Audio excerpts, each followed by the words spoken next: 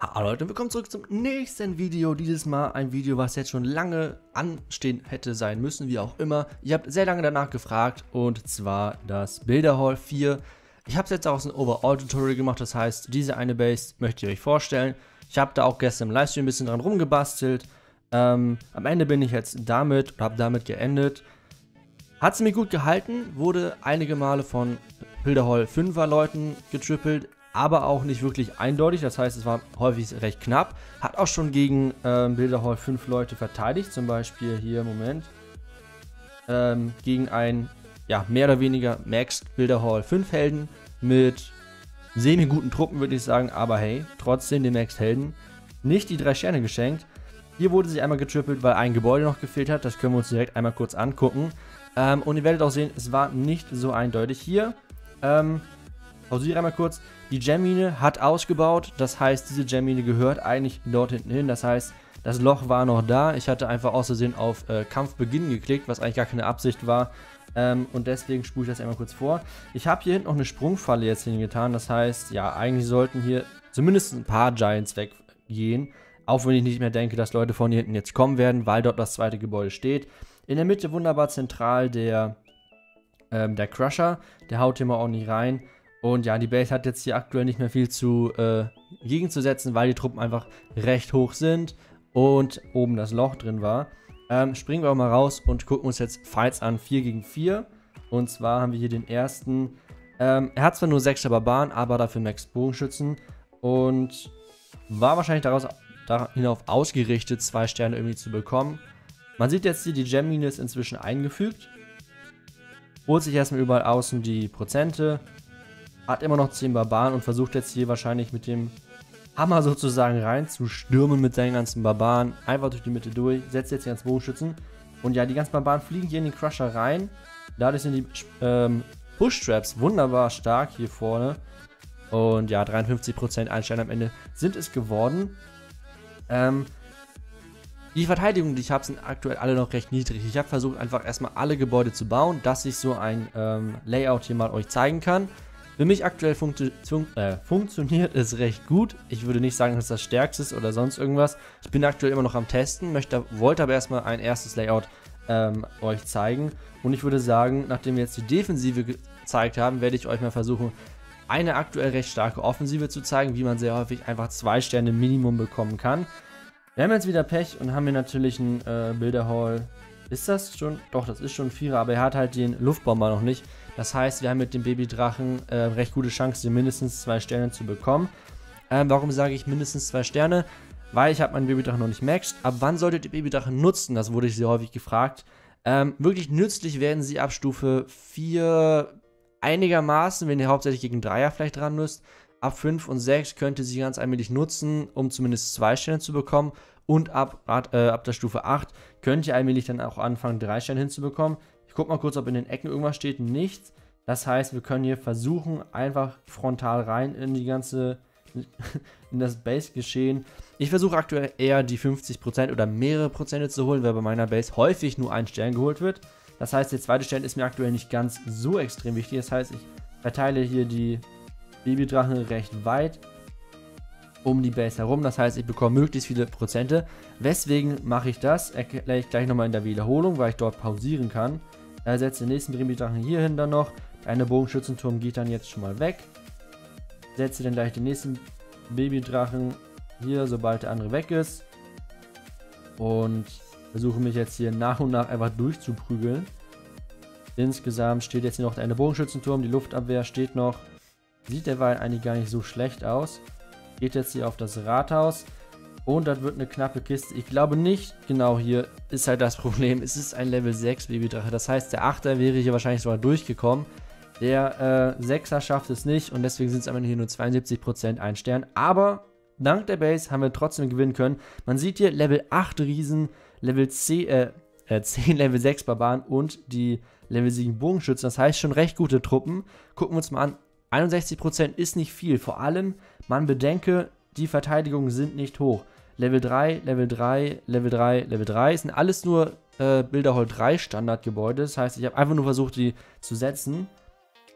Auch hier wieder kommt der Außenerster mit den Prozenten, die er sammeln möchte mit den Bogenschützen, habe ich aktuell noch nichts dagegen gefunden, wie ich das mehr oder weniger verhindern kann. Ist aktuell noch ein bisschen ärgerlich. Was wir wahrscheinlich gleich mal machen können, wie ich das gerade hier so sehe, wir können vielleicht die Kanone hier mit der Doppelkanone tauschen. Das wäre eine Idee. So, er hat jetzt hier nach und nach den Platz freigeräumt. Kommt jetzt mit einem Barbaren, womit die Push-Trap auslöst und die Riesenbombe. Aber hey, es wartet noch eine zweite. Auch die löst er aus, jeweils mit einem Barbaren.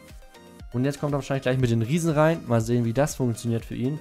Er hat an sich schon die meisten Fallen ausgelöst, aber mal sehen, wie das jetzt funktioniert. Die Riesen kommen rein. Und wo laufen sie hin? Laufen hier zu dem Tesla und werden währenddessen schon vom Crusher anvisiert. Das heißt, wunderbar hier der Crusher am Arbeiten. Die Sprungfalle dort löst hier den... Wird auch ausgelöst. So, und dann geht es jetzt den restlichen Riesen hier an den Kragen. Es sind kaum noch Einheiten da und damit sind das hier dann, ja, ein knapper 1 Stern. Was wir, wie gesagt, mal versuchen wollten, war die Gebäude hier zu tauschen. Wie gesagt, ich bin immer noch am Rumbasteln. Es gibt keine perfekte Base. Man kann jeden Angriff versuchen irgendwie zu countern, dadurch aber andere Angriffe wieder stärker zu machen. Die Sprungfalle ist mir gerade aufgefallen, ist alles andere als gut. Die packe ich mal hier hin. Und ja, 26 Sekunden. Währenddessen möchte ich euch nochmal kurz meinen Angriff erklären, beziehungsweise was ich wieso so gemacht habe. Wie gesagt, ich habe Level 6 Babydrache. Ihr müsst immer darauf achten, was ist das Sinnvollste, was ihr in einem Angriff erreichen könnt. Das heißt, nicht immer auf 3 Sterne gehen, das macht absolut keinen Sinn. Das ist komplett nicht mit dem Spiel vereinbar, weil aktuell ist das Spiel so aufgebaut, man versucht möglichst wenig 3 Sterne zu bekommen, um die Möglichkeit auf ein Unentschieden möglichst gering zu halten, weil, falls der Modus so leicht wäre, würden es nur 3 Sterne geben, ihr würdet durchgehend Unentschieden bekommen und das würde keinen Spaß machen. Deswegen lieber kaum 3 Sterne möglich machen, von der Balance her, und dafür lieber mehr Spielspaß haben. Das heißt, ihr als Angreifer müsst darauf planen, hohe Prozente und nach Möglichkeit den 2-Sterne-Angriff zu bekommen. Ich bei meiner Base weiß aktuell, 2 Sterne sind sehr, sehr schwer. Das heißt, ich versuche häufiger eher auf Prozente zu gehen, als den 2-Sterne-Angriff zu holen, weil so habe ich für mich selbst aktuell größere Gewinnchancen, als wenn ich irgendwie hier die 2 Sterne auf Zwang, komm raus, hole und am Ende dann vielleicht holt der andere auch 2 Sterne und ich habe dann zu wenig Prozent. Das heißt, bei mir ist es aktuell Prozente über dem 2-Sterne-Angriff. So, wie greifen wir mit Babydrachen an? Weil nur die Truppen habe ich bisher auf einem einigermaßen Level auf dem Account. Wie gesagt, ich habe versucht bei dem Account einfach nur möglichst alles zu platzieren, dass ich die richtigen Truppen, die richtigen Gebäude habe. Auf Truppen habe ich mich bisher noch nicht fokussiert. Da wird nochmal ein späterer richtiger Guide zu kommen. Aktuell erstmal nur der Babydrachen-Guide. Was versucht man bei Babydrachen zu machen? Man versucht jede Verteidigung, die getankt ist, nach Möglichkeit die gesamte Reichweite, die sie hat, irgendwie mit Babydrachen abzudecken. Das bedeutet, ich fange jetzt hier mal an. Ich habe 3 Babydrachen am Anfang gesetzt. Alle sind in Reichweite von diesem Bogenschützenturm. Das heißt, der Bogenschützenturm schießt aktuell auf diesen Babydrachen hier ganz rechts. Währenddessen bedeutet es, die anderen beiden Babydrachen bekommen von dieser Verteidigung keinen Schaden. So, das ist der erste Part. Das heißt, ich habe aktuell 3-mal den Schaden und bekomme nur auf einen Babydrachen den Schaden zurück. Dadurch, dass ich den Babydrachen hier ganz links gesetzt habe, schießt die Luftabwehr darauf. Das heißt, ich kann den nächsten Radius wieder sozusagen auffüllen. Das heißt, ich kann den nächsten Babydrachen setzen und zwar einmal hier ans Labor und dann oben an das Lager. Dadurch wird aber wieder der nächste Schadensfaktor aktiviert. Das heißt, ich kann den nächsten Radius wieder decken. Das heißt, ich kann hier noch einen Babydrachen hinsetzen.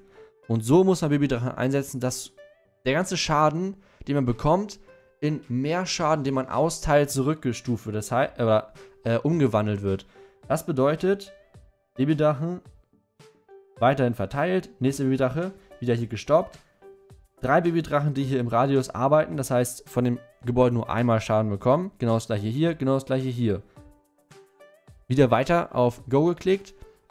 Sobald ein Babydrache wegfällt, kann man sofort einfach einen nachsetzen in dem gleichen Radius. Hier zum Beispiel auf das Lager. Genau das gleiche wieder jetzt hier oben beim Labor. Sobald der Babydrache weg ist, setze ich sofort den nächsten das.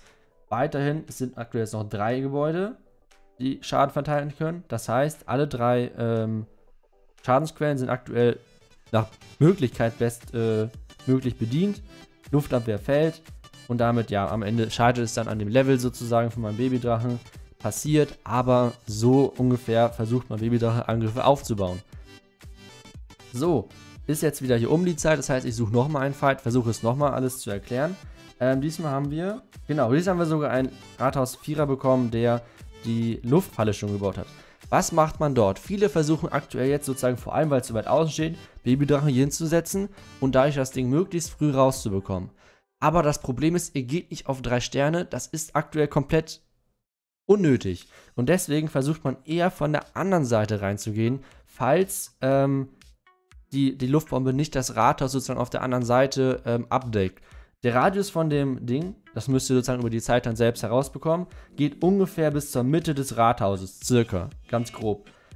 Das heißt, wenn ihr jetzt von der anderen Seite kommt, ist das wesentlich effektiver, weil das Ding bleibt am Ende stehen, es ist vollkommen egal, ihr würdet wahrscheinlich 2 Babydrachen daran verlieren, die spart ihr lieber und deswegen geht ihr von der Seite rein. Einmal kurz geguckt, ob irgendwas in der Ecke steht. Hier steht sogar ein Armeelager in der Ecke. Das können wir vielleicht hier sogar ausnutzen. Wir setzen einen Babydrachen dran und der fliegt dann hier zu dem Uhrenturm. Der Uhrenturm dann, sobald der Babydrachen ein bisschen weiter fliegt, wird dann sozusagen hier von dem Babydrachen mehr oder weniger getankt. Das heißt, genau, der Bogenschützenturm macht dann ja gleich Schaden drauf. Das heißt, hier kann ich weiter wieder meinen Radius drumherum ziehen, dass durchgehend Schaden verteilt wird. Hier setze ich jetzt gleich die nächsten Babydrachen, dass sozusagen hier jetzt der Schaden aufrechterhalten wird. Hier weiterhin, hier wieder hin und hier ganz nach außen nochmal hin. Aktuell, wie gesagt, das Hauptziel ist es, irgendwie die 2 Sterne mit hohen Prozenten zu bekommen. Das ist Priorität Nummer 1 aktuell. Nächsten Babydrachen wieder gesetzt. Und auch hier versuche ich direkt wieder gleich mit dem Babydrachen hinterher zu setzen. Das Problem ist jetzt aktuell, dass, wie gesagt, meine Babydrachen sind nicht das höchste Level. Ich habe den 2 Sterne. Die 2 Sterne habe ich jetzt hinbekommen. 57%, ein Gebäude wird es wahrscheinlich noch sein. Und damit sind das 61%. Sind nicht die höchsten Prozent, aber wie gesagt, ihr müsst immer darauf ausgehen, was schafft ihr, was schafft euer Gegner. 61%, 1 Stern, mal sehen, ob es gereicht hat. Und, okay, am Ende hat es jetzt ganz knapp nicht gereicht. Hat komplette Achtertruppen, auch hier nur 1 Stern. Mal sehen, was wir hier jetzt rausnehmen können für das Dorf an sich. 6 Bogenschützen Level 8, 6 Riesen Level 8 und dann noch die 2 Bomber. Mal sehen, was er hier gemacht hat. Spulen wir mal kurz vor, bis er angreift. So, setzt erstmal wieder hier die Bogenschützen. Gut, da können wir aktuell nichts gegen machen. Kommt jetzt hier mit den Riesen jeweils von außen, möchte damit nach Möglichkeit hier alles tanken. Der eine Riese wird hier komplett sofort zerstört. Und damit wandern die ganzen Riesen hier wunderbar lang. Der Bogenschützenturm hier ist aktuell noch auf dem Riesen drauf. Kanonen und so weiter gehen weg, aber es sind einfach zu viele Verteidigungen hier und jetzt kommt der Crusher dazu und damit ist man an dem Rathaus meilenweit von entfernt. Und damit sind auch die letzten Riesen hier weg. Bogenschützen räumen hier noch ein ganz bisschen auf, aber 66% und damit bleibt es dabei. Ärgerlich, war eine echt knappe Kiste. Wie gesagt, hätten wir jetzt Achtertruppen so wie er gehabt, das heißt, die Babydrachen wären Stufe 8 gewesen, hätten wir das hier gewonnen. Kann passieren. 1 Stern, wie gesagt, war jetzt am Ende der Unterschied.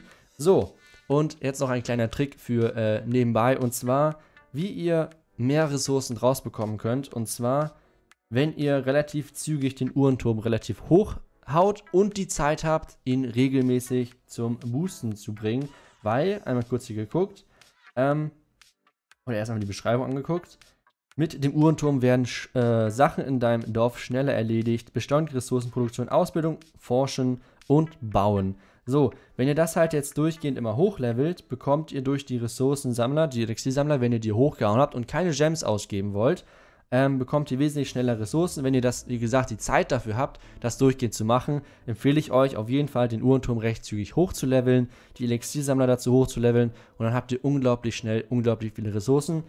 Ich hoffe, es hat euch wieder gefallen, die Episode heute. Bilderhall 4, ein bisschen allgemeiner Guide. Und dann würde ich sagen, haut rein, bis zum nächsten Mal und tschö tschö.